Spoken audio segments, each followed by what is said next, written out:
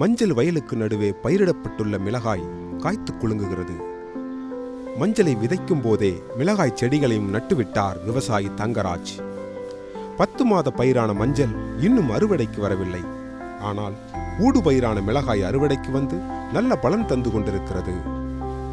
ஒரு பயிரை நிலத்தில் விதைத்துவிட்டு வருமானத்திற்காக பல மாதங்கள் காத்திருப்பது விவசாயத்தில் இருக்கும் சிக்கலான விஷயம்.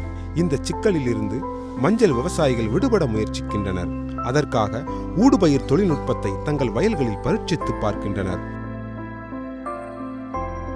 மஞ்சளை சாகுபடி செய்யும் போது ஒரு ஏக்கரில் கிடைக்கும் மொத்த வருமானம் 2,50,000.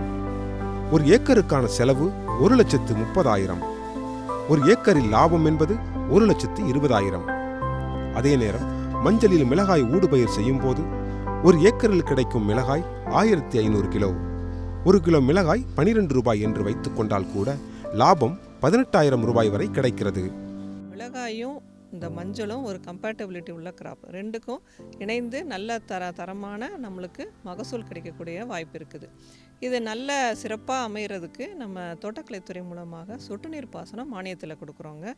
சிறு குறு விவசாயிகளுக்கு 100% மானியமும், பெரிய விவசாயிகளுக்கு 75% மானியத்தில் சொட்டு நீர் அமைச்சு கொடுக்குறோம். இந்த சொட்டு நீர் பாசனம் அமைச்சு கொடுக்கறனால இப்போ இருக்கிற காலகட்டத்தில் பருவமழை பொய்த்து வர காலத்தில் இந்த சொட்டு நீர் பாசனம் 1 ஏக்கர் பயிரிடுற விவசாயிகள் கிட்டத்தட்ட 3 ஏக்கர் வரைக்கும் தாராளமாக பயிரிடலாம். தமிழக வேளாண் பல்கலைக்கழகத்தின் ஆலோசனையின்படி ஊடு பயிராக மிளகாய், துவரை உள்ளிட்ட பயிர்களை பயிரிட்டு வருகின்றனர். வழக்கமாக அதிக தண்ணீர் தேவைப்படும் இந்த மஞ்சள் பயிரின் ஊடாக பயிரிடப்பட்டுள்ள இந்த பயிர்கள் விவசாயிகளை பெரும் பொருளாதார இக்கட்டிலிருந்து காப்பாற்றியுள்ளன.